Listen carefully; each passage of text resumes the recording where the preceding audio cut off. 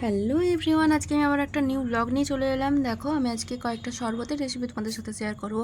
এইরকমই উত্তপ্ত গরমে কারণ সবারই শরবত খেতে নিশ্চয়ই খুব ভালো লাগে। আমি খুব ঘরোয়া পদ্ধতিতে, ইজি পদ্ধতিতে শরবতের রেসিপিগুলো তোমাদের সাথে শেয়ার করছি। তোমাদের ভালো লাগলে অবশ্যই লাইক, কমেন্ট, শেয়ার করে দিও আর সাবস্ক্রাইব করে দিও।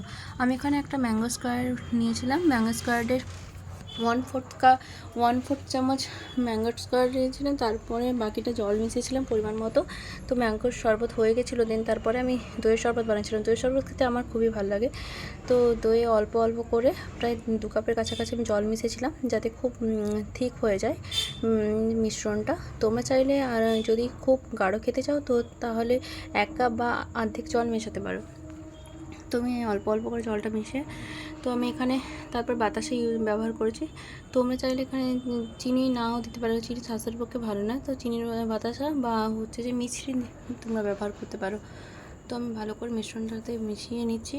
অল্প একটু, যেটাকে সন্ধ্যা লবণ বলা হয়, ধরো ব্ল্যাক সল্ট, সেটা আমি দিয়ে দিলাম।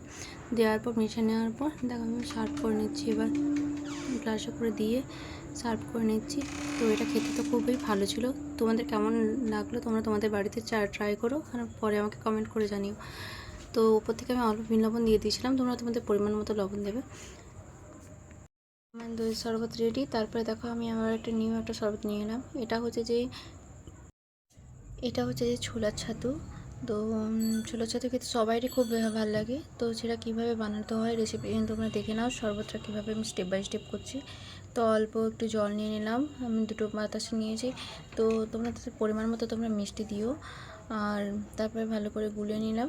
তো গুলেনের প্রায় শেষ, কিন্তু এরপরে আরেকটা যেটা মানে ইম্পর্ট্যান্ট যে জিনিস, লেবু দিলে টেস্টটা একটু ডিফারেন্ট লাগে। তো তাই জন্য আমি লেবু নিংড়ে দিলাম।